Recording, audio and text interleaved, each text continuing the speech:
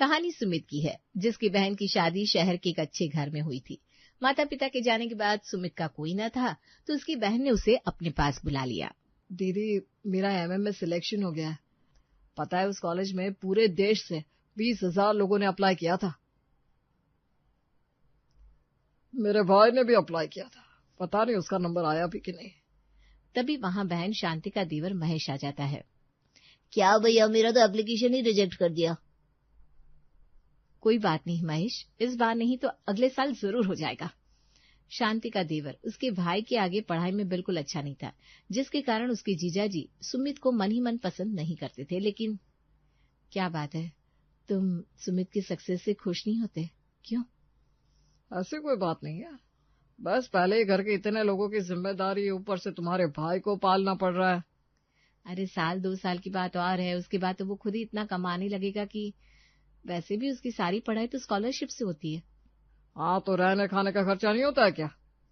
कुछ दिन बीत गए। सुमित अपने घर के काम करने के साथ साथ पढ़ाई में भी मन लगाने लगा। एक दिन शाम को घर की घंटी बजी। सुमित ने दरवाजा खोला तो सामने उसके कॉलेज के प्रोफेसर खड़े थे। नमस्ते सुमित, मैं प्रोफेसर वर्मा, तुम्हारा गाइड। सर, आप अंदर आइए ना। प्रोफेसर अंदर आए। शांति और राकेश को देखकर नमस्ते की। दरअसल मैं सुमित के बारे में बात करने आया हूँ। वो बहुत होनहार स्टूडेंट है, लेकिन कॉलेज घर से काफी दूर है। रोज आने जाने में उसका बहुत समय बर्बाद हो रहा है। जी सर, हम समझ सकते हैं। मेरा सुझाव है कि सुमित हॉस्टल में शिफ्ट हो जाए। वहाँ लाइब्रेरी भी है, रिसर्च के लिए बेहतर माहौल मिलेगा। राकेश की भौहें तन गई। सर, हॉस्टल का खर्चा? आप चिंता न करें, सुमित को रिसर्च असिस्टेंटशिप मिल सकती है। इससे हॉस्टल का पूरा खर्चा निकल जाएगा। मैं खुद उसके लिए अप्लाई कर दूंगा। शांति की आंखों में खुशी झलक उठी। सर, ये तो बहुत अच्छी बात है। राकेश अभी भी सोच में थे। प्रोफेसर ने उनकी हिचकिचाहट भांप ली। देखिए, मैं समझ सकता हूँ आप क्या सोच रहे हैं, लेकिन सुमित जैसे होनहार स्टूडेंट को मौका मिलना चाहिए। अगले हफ्ते सुमित अपना सामान बांधकर हॉस्टल जाने के लिए तैयार हो गया। शांति ने प्यार से उसका सिर सहलाया। बेटा, ध्यान रखना अपना, और हाँ, खाने की चिंता मत करना। हॉस्टल में तो खाना नहीं मिलता ना, तो रोज घर आ जाना खाने के लिए। हाँ दीदी, मैं मोटरसाइकिल से आ जाऊंगा। तभी राकेश ने बीच में कहा। अरे हाँ, वो मोटरसाइकिल। दरअसल सुमित, मुझे ना इन दिनों बहुत जरूरत पड़ रही है, तो तुम्हारी बाइक मुझे दे दो। मैं रोज तुम्हारे लिए खाना हॉस्टल भिजवा दूंगा, ठीक है? सुमित का चेहरा उतर गया, लेकिन वो कुछ नहीं बोल सका। उसने चुपचाप बाइक की चाबी राकेश को थमा दी और बस से हॉस्टल चला गया। पहले दिन सुमित इंतजार करता रहा, कोई नहीं आया। उसने सोचा शायद पहले दिन की भागदौड़ में भूल गए होंगे। दूसरे दिन भी कोई नहीं आया, तीसरे दिन भी नहीं। 5वें दिन तक सुमित की हालत खराब हो गई थी। उसने बस कुछ बिस्किट और पानी से काम चलाया था। भूख से उसका पेट दर्द कर रहा था। रात को वो अपने कमरे में बैठा रो रहा था। ये क्या हो गया? मैंने क्या गलत किया? दीदी ने कहा था खाना भेजेंगे, लेकिन नहीं, शायद जीजाजी को फुर्सत नहीं मिली होगी। उसने हिम्मत करके शांति को फोन लगाया। दीदी, वो? हाँ भैया, कैसे चल रहा है? खाना ठीक से मिल रहा है ना रोज? राकेश कहते हैं कि रोज भेज रहे हैं। सुमित का दिल बैठ गया। दीदी, वो हाँ, मिल रहा है। मैं बस ऐसे ही पूछ रहा था। उसने फोन काट दिया और सिर पकड़कर बैठ गया। उसकी समझ में नहीं आ रहा था कि अब क्या करे। अगले दिन कॉलेज में सुमित की हालत देखकर उसकी क्लासमेट राधिका ने नोटिस किया। वो एक समझदार और इमोशनल लड़की थी। सुमित, तुम ठीक तो हो? बहुत कमजोर लग रहे हो। हाँ, नहीं, मैं ठीक हूँ। झूठ मत बोलो, तुमने कब से खाना नहीं खाया? चलो कैंटीन चलते हैं। नहीं राधिका, मेरे पास अभी पैसे नहीं है। राधिका ने सब समझ लिया। उसने सुमित का हाथ पकड़ा और कैंटीन ले गई, खाना खिलाया। उसके बाद से राधिका रोज सुमित का ध्यान रखने लगी। कभी टिफिन शेयर करती, कभी लाइब्रेरी में साथ पढ़ती। जब सुमित के कपड़े फटे हुए देखे तो चुपके से उसके हॉस्टल रूम में नए कपड़े रख गई। सुमित, तुम अकेले नहीं हो, मैं हूं ना तुम्हारे साथ। सुमित की आंखों में आंसू आ गए। इतनी परवाह, इतना प्यार उसे कभी किसी ने नहीं दिया था। धीरे धीरे वो राधिका के बिना रह नहीं पाता था। उसके हर शब्द, हर मुस्कान सुमित के दिल में उतर गई थी। वो मन ही मन राधिका से प्यार करने लगा था, लेकिन अपनी हालत देखकर ये बात कभी अपनी जुबान पर ला नहीं पाया। कुछ महीने बीत गए। सुमित की जिंदगी में राधिका ही एक सहारा बन गई थी। एक दिन दिवाली की छुट्टियों में राधिका ने कहा, सुमित चलो आज तुम्हारी बहन से मिलते हैं, बहुत दिन हो गए तुम्हें घर गए। नहीं राधिका, वहाँ चलो ना, मैं हूं ना तुम्हारे साथ। दोनों शांति के घर पहुंचे। शांति ने राधिका को देखकर खुशी से गले लगा लिया। तभी महेश भी वहीं आ गया। राधिका को देखते ही वो राधिका पर फिदा हो गया। राधिका की सुंदरता और पर्सनालिटी ने उसे अट्रैक्ट कर लिया। वाह क्या लड़की है, काश ये मेरी हो जाए। शाम को जब सुमित और राधिका चले गए तो महेश ने राकेश को एक तरफ बुलाया। भैया, वो लड़की राधिका मुझे बहुत पसंद आई है, आप उसके घर बात करने चलिए ना। क्या? लेकिन महेश वो सुमित की दोस्त है। अरे तो क्या हुआ, दोस्ती तो है ना, कोई रिश्ता थोड़ी ना है। प्लीज भैया आप चलिए ना। राकेश ने सोचा कि अगर महेश की शादी राधिका से हो गई तो घर में उसकी इज्जत और बढ़ जाएगी। उसने हाँ कर दी। अगले हफ्ते राकेश और महेश राधिका के घर पहुंचे। राधिका के पिता ने उनका स्वागत किया। देखिए, हम महेश के लिए राधिका का रिश्ता लेकर आए हैं। महेश अच्छे घर का लड़का है। राधिका के पिता ने राधिका को बुलाया। बेटा ये लोग तुम्हारे लिए रिश्ता लेकर आए हैं। राधिका ने महेश को देखा, फिर राकेश को पहचान लिया। पापा, ये सुमित के जीजाजी हैं और ये इनके देवर। राधिका ने साफ शब्दों में कहा, मुझे ये रिश्ता मंजूर नहीं है, मैं माफी चाहती हूँ। महेश का चेहरा उतर गया। राकेश को भी झटका लगा। दोनों बिना कुछ बोले वहां से चले गए। घर लौटकर महेश गुस्से में फट पड़ा। ये सब उस सुमित की वजह से हुआ है, जरूर उसने राधिका को मेरे खिलाफ भड़काया होगा। मुझे भी यही लग रहा है, वरना इतनी अच्छी लड़की एकदम से मना क्यों करती। भैया आप समझ नहीं रहे, वो राधिका उसी सुमित के लिए बची हुई है, इसीलिए मना किया। राकेश को भी अब शक होने लगा। उसे लगा कि सुमित ने उसके भाई की जिंदगी बर्बाद कर दी। अरे हाँ, दोनों साथ साथ कॉलेज जाते हैं, पता नहीं क्या चल रहा है दोनों के बीच। भैया मैं तो कहता हूँ सुमित को घर से निकाल दो। अरे क्यों हम उसे पाल रहे हैं। तुम ठीक कह रहे हो, लेकिन शांति को कैसे समझाऊं, वो अपने भाई के लिए अंधी हो जाती है। दोनों ने मिलकर सुमित के खिलाफ साजिश करना शुरू कर दिया। अब घर में सुमित का नाम आते ही दोनों की नफरत चेहरे पर साफ दिखने लगी थी। राकेश तो सुमित को देखते ही मुंह फेर लेता। शांति को समझ में नहीं आ रहा था कि अचानक से ये बदलाव क्यों आया। कुछ दिन बाद राकेश ने एक नई चाल चली। उसने सोचा कि अगर सुमित को बेटे का दर्जा दे दिया जाए तो घर की सारी जिम्मेदारियां उसी पर डाल सकते हैं और महेश को कुछ नहीं करना पड़ेगा। एक शाम राकेश ने शांति से बात की। शांति, मैं एक बात सोच रहा था, हमारी तो 2 बेटियां हैं, बेटा कोई है नहीं। हाँ तो क्यों ना हम सुमित को ही अपना बेटा मान ले। वैसे भी वो तुम्हारा भाई है, हमारे लिए बेटे जैसा ही तो है। शांति की आंखें खुशी से चमक उठी। सच? तुम ये कह रहे हो? मुझे तो विश्वास नहीं हो रहा। तुम तो पहले। अरे मैं गलत था। अब मुझे एहसास हुआ कि सुमित कितना होनहार और समझदार है। वो हमारा बेटा है। शांति ने खुशी से राकेश को गले लगा लिया। अगले दिन से शांति का व्यवहार सुमित के साथ बदल गया। अब वो उससे बेटे जैसी अपेक्षाएं रखने लगी। सुमित, अब तो इस घर का बेटा है। बेटियों की शादी तुझे ही संभालनी है। घर का खर्चा भी अब तुझे ही देखना होगा। दीदी लेकिन अभी तो मैं पढ़ रहा हूँ, मेरे पास तो। अरे तो क्या हुआ, बेटे की ये जिम्मेदारी होती है। तू तो समझदार है ना। देख तेरी भांजियां बड़ी हो रही हैं, उनकी पढ़ाई शादी सब तुझे ही देखना होगा। राकेश मन ही मन मुस्कुराया। उसकी चाल काम कर गई थी। अब सुमित पर जिम्मेदारियों का बोझ लाद दिया गया था। महेश भी खुश था कि अब सारा दबाव सुमित पर आ गया। सुमित समझ नहीं पा रहा था कि खुश हो या परेशान। एक तरफ दीदी का प्यार मिला, लेकिन दूसरी तरफ जिम्मेदारियों का पहाड़ टूट पड़ा।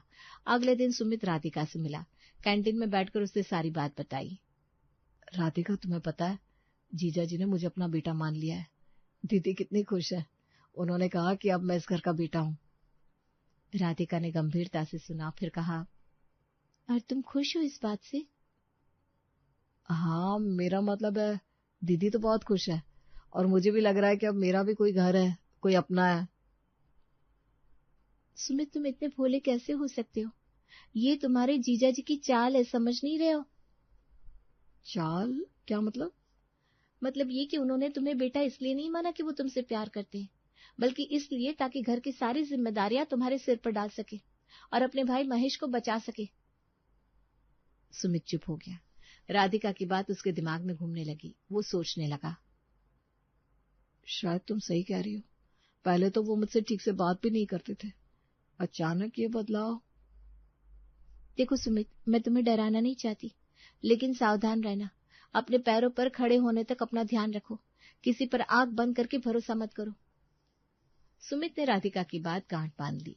कुछ हफ्ते बाद शांति ने सुमित को फोन किया। सुमित बेटा, तुझे इस महीने स्कॉलरशिप के पैसे मिले ना? हाँ दीदी, मिल गए। तो बेटा, घर में बिजली का बिल आया है और छोटी बिटिया की ट्यूशन फीस भी भरनी है। तो थोड़े पैसे भेज दे, बस 5,000 भेज दे। लेकिन दीदी, वो पैसे तो मेरी किताबों और रिसर्च के लिए। अरे तो क्या हुआ, घर की जरूरत है। तू तो अपने आप को इस घर का बेटा कहता है ना। बेटे की जिम्मेदारी होती है घर की मदद करना। सुमित कुछ नहीं बोल पाया। उसने पैसे भेज दिए। जब राधिका को पता चला तो वो गुस्से में आ गई। सुमित, तुमने पैसे भेज दिए? क्यों? तुम्हें अपनी पढ़ाई के लिए चाहिए ना वो पैसे। राधिका, वो दीदी ने कहा तो मैं मना कैसे करता। तुम्हें मना करना सीखना होगा। ये शुरुआत है।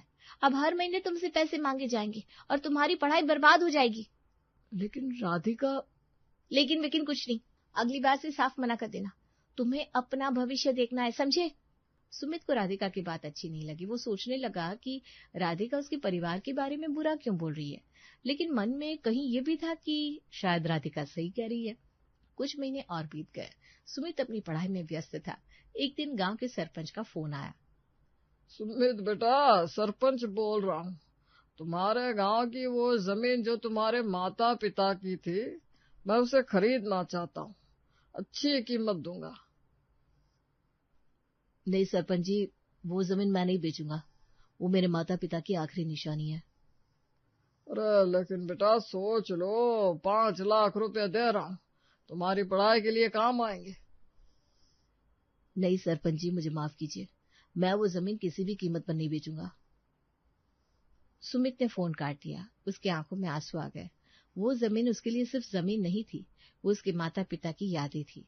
लेकिन सरपंच ने हार नहीं मानी। उसने राकेश को फोन किया। राकेश जी, मैंने सुमित की उस जमीन के बारे में बात करने के लिए फोन किया है। मैंने उससे बात की, लेकिन वो मना कर रहा है। पर आप तो समझदार है, आप उसे समझाइए। 5 लाख रुपए अच्छी रकम है। राकेश के दिमाग में एक बात चली। 5 लाख रुपए? अगर ये पैसे उसके हाथ में आ जाए तो सरपंच जी, आप चिंता मत कीजिए, मैं देखता हूँ। राकेश ने महेश को बुलाया। सुन महेश, सुमित की वो जमीन हमें बेचनी होगी। लेकिन भैया, वो तो मना कर रहा है। अरे उसकी मर्जी पूछ कौन रहा है, हम उसके दस्तखत ले लेंगे। वो भोला है, कुछ समझेगा भी नहीं। लेकिन कैसे भैया? राकेश ने एक कागज निकाला। ये देख, मैंने एक पावर ऑफ अटॉर्नी बनवाई है। बस इस पर सुमित के दस्तखत चाहिए, बाकी सब काम मैं देख लूंगा। अगले हफ्ते जब सुमित घर आया तो राकेश ने बहुत प्यार से उसे बुलाया। सुमित बेटा, यहाँ कुछ कागज है तुम्हारी स्कॉलरशिप के, बस यहाँ साइन कर दो। जीजा जी, ये क्या है? अरे बस कुछ फॉर्मेलिटी है, स्कॉलरशिप जारी रखने के लिए। चलो जल्दी साइन करो, मुझे ऑफिस भी जाना है। सुमित ने बिना पढ़े कागजों पर दस्तखत कर दिए। राकेश मन ही मन मुस्कुराया। अगले ही दिन राकेश ने सरपंच से बात की और जमीन की रजिस्ट्री करवा दी। 5 लाख रुपए सीधे राकेश के खाते में आ गए। राकेश ने महेश से कहा, देख महेश, ये पैसे सुमित को कभी पता नहीं चलना चाहिए, समझा? हम बोलेंगे कि जमीन अभी भी सुमित के नाम पर ही है। ठीक है भैया। दोनों ने मिलकर शांति से भी झूठ बोला कि सुमित ने खुद ही जमीन बेचने की बात की थी और पैसे उन्होंने सुमित को दे दिए। शांति को कुछ शक हुआ, लेकिन उसने राकेश पर विश्वास कर लिया। सुमित को इस सब की भनक तक नहीं लगी। वो अपनी पढ़ाई में लगा रहा। उसे क्या पता था कि उसके माता पिता की आखिरी निशानी उससे छीन ली गई है। 2 महीने बाद सुमित को गांव से एक फोन आया।